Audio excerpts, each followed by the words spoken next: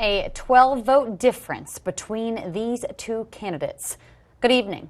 I'm Madeline Overturf. And I'm Charlie Sakaitis. Welcome to our News at 6. We begin tonight with calls for a recount in the race for Milford's House seat.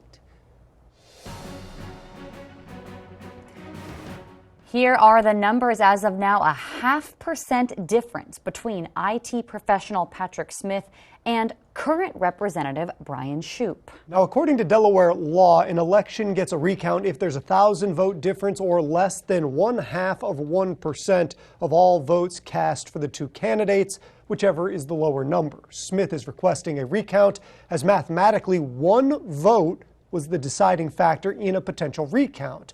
What's more, Smith says an overnight absentee ballot was the one vote difference, and he wants all the votes reviewed. The race for the Republican primary for that 36th district just simply airtight between Smith and Shupe. Coast TV News reporter Brandon Ferguson is live in Milford. Brandon, this race isn't just close, but it's bitter.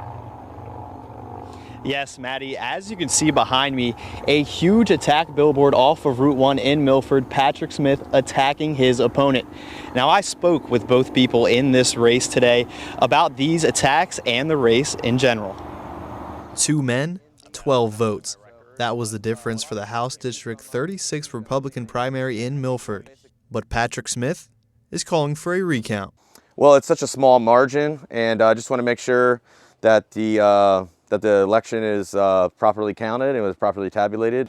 His opponent, Bryan Shupe, is all in for the recount. Yeah, I mean, I prefer a recount. I'm all about transparency. If the Department of Elections looks at their laws and says that that's what they need to do, I'm all for it. This isn't the first time Shupe and Smith faced off in a primary. In 2022 was where Shupe won 68% of the vote, but this year's campaign has been ugly. Smith calls Shupe a show horse. That was my campaign that put it up, yep. So workhorse to show horse.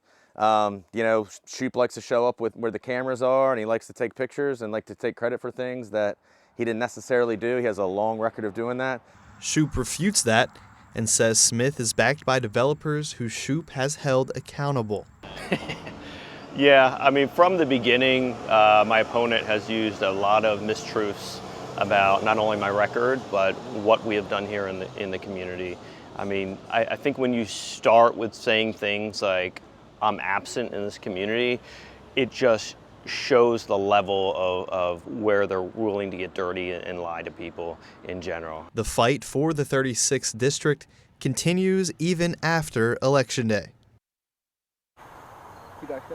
The Department of Elections, Coast TV, we did reach out to them, and they did not comment back. In Milford, Brandon Ferguson, Coast TV News.